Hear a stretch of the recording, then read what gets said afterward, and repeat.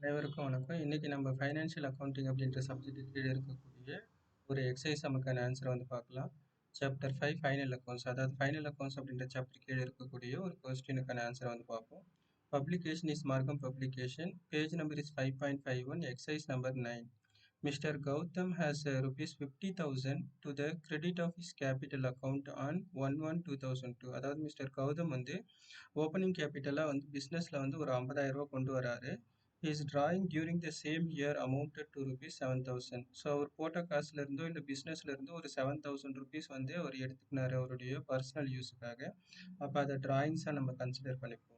அதுக்கு அடுத்தது you are to charge interest on capital at 5% per annum. So இவர் invest பண்ணியிருக்கக்கூடிய இந்த 50,000 ரூபாயில கேபிட்டல் அமௌண்ட்ல இருந்து என்ன பண்றாங்க, 5% வந்து இன்ட்ரெஸ்ட் வட்டி போட்டு கொடுக்குறாங்க.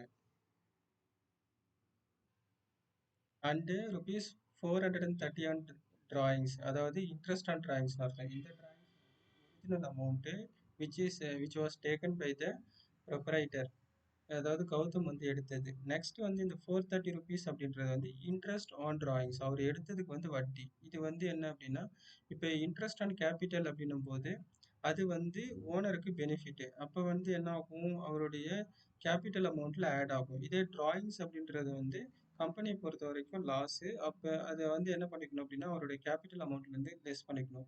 சேம் லைக் தட் இந்த 430 ருபீஸ் இன்ட்ரெஸ்ட் ஆன் டிராயிங்ஸும் கழிக்கக்கூடிய அமௌண்ட்டு தான்.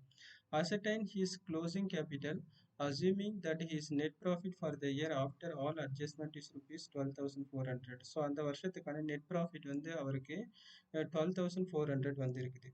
அப்போ இதில் என்ன பண்ணணும் அப்படின்னா, ஃபர்ஸ்ட் வந்து நம்ம ஓப்பனிங் கேபிட்டலை எடுத்துக்கணும். அதில் இன்ட்ரெஸ்ட் ஆன் கேபிட்டலை நம்ம 5% கண்டுபிடிச்சி ஆட் பண்ணிக்கணும்.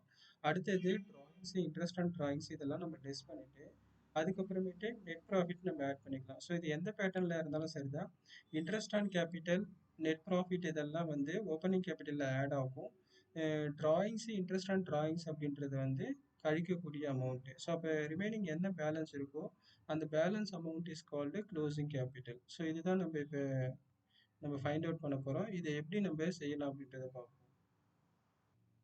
இப்போ ஓப்பனிங் கேபிட்டல் எடுத்துப்போம். அதாவது மிஸ்டர் கௌதம் வந்து ஒரு 50,000 வந்து பிஸ்னஸில் போட்டிருக்கிறாரு 1 ஜனவரி 2002. That is called opening capital. 50,000 ரூபாய் நம்ம ஃபஸ்ட்டு இந்த காலத்தில் ருபீஸ் காலத்தில் மென்ஷன் பண்ணிப்போம். Plus interest on capital.